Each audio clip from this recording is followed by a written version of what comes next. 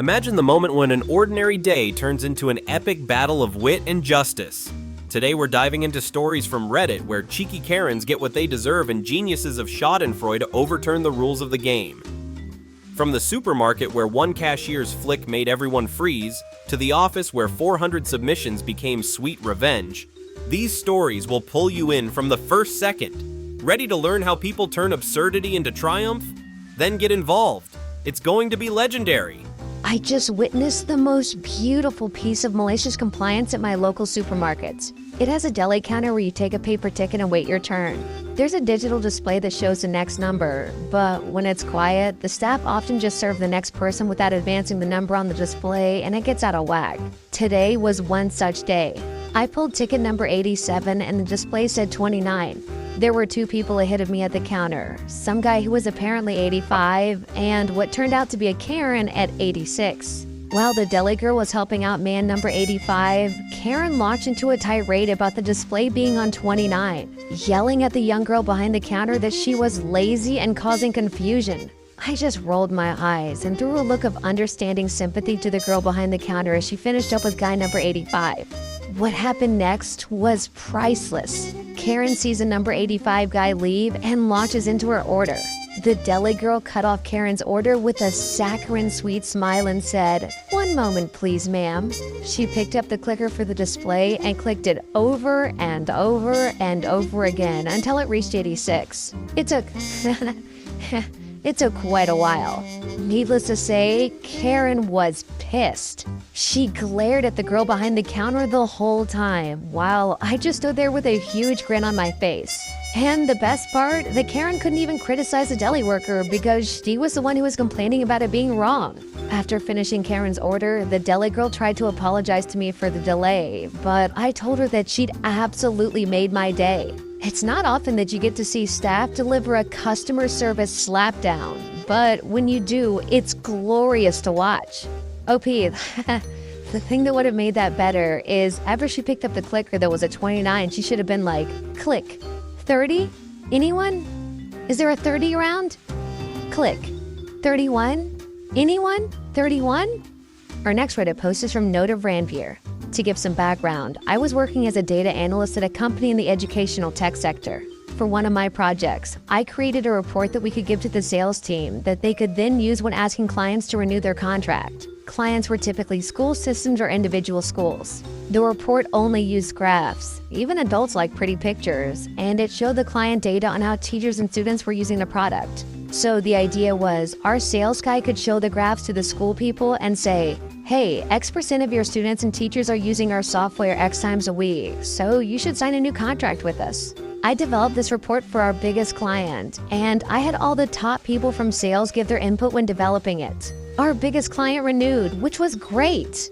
Our salespeople loved the report, and they wanted to use it for all renewals, and we have over 5,000 clients. So I had to automate the process, and everything seemed peachy until I hit a problem. The data for this report was pulled from our database. I was in the research department, and I didn't have access to the database. Instead, our IT team had access to the database. If I wanted data, I had to put in a ticket, name all the data points I wanted, and I could only name one client per ticket. Also, IT did all their work in sprints, which are basically 2-week periods of work. Tickets were always added to the next sprint, so I ended up having to wait 2 to 4 weeks for data. This was fine for the big client report, but now that I was trying to create reports for our 5,000 clients, this was not going to work. Now, if you've worked with sales, you know they don't typically plan out 2 to 4 weeks in advance. I reached out to IT and requested direct access to the database so I could stop putting in tickets and just pull all the data myself. Well, that was immediately denied because all data requests will only be filed by IT. And as a research person, I had to stay in my lane. You might see where this is going. I wasn't happy and sales wasn't happy with the delay, but there was nothing anyone could do. So I reached out to one of the sales managers to discuss a solution. Since data was going to take 2 to 4 weeks to arrive, could he please send me every single client that had a renewal coming up in the next 2 to 4 weeks? With over 5,000 clients, that averaged something like 100 renewals each week. He smiled and understood what was going on, and he happily sent me a list of about 4,000 clients. Time for malicious compliance. Armed with my list of over 400 clients, I figured out when their next sprint started and I cleared my schedule for the day before the new IT sprint started. At about 1 ticket per minute, I was going to take about 6 hours and 40 minutes to submit all the tickets. So that's what I spent my whole Friday doing. Let's not forget, they had to get all the data for these tickets during their next 2-week sprint, as long as I submitted these tickets before 5 p.m. today. This meant that they had to take care of all 400 tickets in the next 2 weeks. Plus, I submitted tickets through their spring planning meetings, so they couldn't even plan for it all. Most of them had push notifications set up, so they got pinged every time a ticket was submitted. I would have paid good money to be a fly on that wall during that meeting, watching a new ticket pop up about every minute. So then, I didn't hear a peep from them at all that Friday. To their credit, on Monday, I started getting data from my tickets. Now, I had automated the reporting process on my end, so each report only took me a few minutes to run. I was churning out reports as quickly as I received the data without an issue, and sales was loving it. I saw tickets coming in from every member of the IT team, and during the second week, many tickets came in after working hours, so obviously they were struggling to keep up. Again, I'll give them full credit. They fulfilled every single ticket. But there were a lot of long days for them. And everyone was salary, so no overtime pay either. This is, of course, on top of all the other tickets they needed to complete, so it was quite a stressful sprint. Undeterred, I met with the sales manager again right before the next sprint and asked for the next set of clients with renewals. Then, the day before the next sprint, I began submitting tickets again. My workday started at 9 a.m., and by 10 a.m., the head of IT ran over to me. He was bug-eyed and asked me how many tickets I was planning on submitting. I told him the same amount as last time. This time I actually only had 200 tickets, but he didn't know that. And I'm pretty sure that I saw him break on the inside. I did feel bad at this point, so I said, alternatively, you could just give me access to the database and I could query the data myself. And I had access before noon. Our next Reddit post is from ICD. The background. I've been a freelance contractor for over 30 years in the UK, and I've worked for many companies, usually on an hourly or daily rate. About 10 years ago, I had the opportunity to work for a client on a 6-month contract on a daily rate, and also to work from home except for some site visits for meetings. Since I was working from home, I was able to work my own hours. I was basically judged by my output, not by my actual time worked. I would work whenever I wanted, an hour here or there, multiple breaks during the workday, and also sometimes at weekends whenever I felt like it. However, I ensured that I at least complied with the 40 hours a week minimum, even though I was on a daily rate. The way this contract worked was I would submit my timesheet for my boss to sign. That timesheet would be sent to my agency, and my agency would calculate how much money I should be paid for the work I did that week. I didn't have to submit invoices directly to the agency. They use something called self-invoicing. Now, because of the hassle of trying to record all the start times, it was a pain to fill in the client timesheets. Their timesheets only allowed for 1 start time, 1 lunch, 1 break, and 1 end time. So, because I was on a daily rate, I would just record a standard 9 a.m. to 5:30 p.m. start and stop times, and a 30-minute lunch break for every weekday. That way, I knew that I was putting in the right number of hours and I wasn't cheating the client. This was all well for a couple of months. My boss would sign the timesheet, the agency would invoice the client, and just send me the money each month. At some point, I would reconcile my books noting the payments against my days worked. The compliance. At some point, my boss balked at how I was filling in my timesheet and asked for it to be more detailed. This was where the malicious compliance took over. I would carefully record all the periods that I was working, which I did anyway, and then create a timesheet for the week. This resulted in several pages of timesheets rather than the previous 5 lines, now showing all the periods I worked, all the breaks I took, the total hours for each day, and the total hours for each week. My boss would need to check all this over and sign in, and we continued that way for a while. The fallout.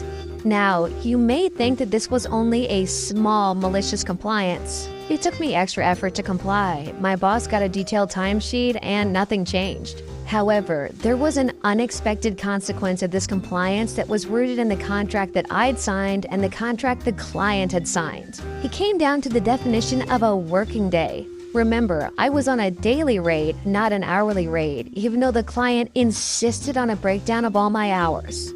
After a few months, when I was reconciling my books, I noticed that I was getting paid more than I expected. 40% more, to be precise. When I investigated, it turned out that I'd overlooked my contract that stated that I was paid a full day's contract rate irrespective of how many hours I worked on that day. So it didn't matter how many hours I worked in a day, I would still get paid for just a day rate. But if I worked just 1 hour on a day, then I got paid for the entire day on that day. Since I was now giving a timesheet that showed me working on Saturday and Sunday, in addition to Monday through Friday, then I was getting paid for an extra 2 full days of work, even though I was only working for 40 hours a week. I decided not to bring this to the attention of my boss. After all, he was signing off on my timesheet every week anyways. This resulted in an unexpected pay raise for the final couple of months of my contract. I just wish I'd complied earlier in my contract. Our next Reddit post is from IBS Means No Pizza. My sister and brother-in-law are born-again Christians in a sect that doesn't condone alcohol or gambling. I have no problem with their beliefs, but my brother-in-law loves to shove his religious views down our throats at every family event, and it's draining. My parents were brought up in the same religion, but they're very laid back about the rules and believe that what they do is their choice alone. Everyone else can do their own thing. I'm agnostic. I play the national lottery for $2 a week, and I like to have a glass of wine with meals when I go out. My brother-in-law comments on this every time we meet. He comments, "It's a sin," and I say it is for you, not for me. This year, I won a few $1,000s at the lottery. I decided to give away some of the money to my parents and in-laws so they could go have a lovely holiday next year with the grandkids. So, here's the malicious compliance. My brother-in-law found out about the money and got my sister to call me asking for their share. I said, "Sis, your husband has made it very clear that gambling is a sin, and any money received is tainted by that sin. I wouldn't want him to compromise his faith by accepting sinful money."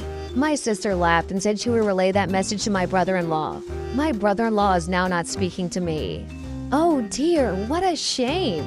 OP, the second you said that you won money from the lottery, I knew exactly where this was going. And still, it was so satisfying to hear. Your brother-in-law sounds like a Class A hypocrite. Next time you're around him, OP, you should give him a lecture about the dangers of gambling and how risky it is to accept gambled money from family. After all, it is a sin. Our next Reddit post is from Mountain Apartment.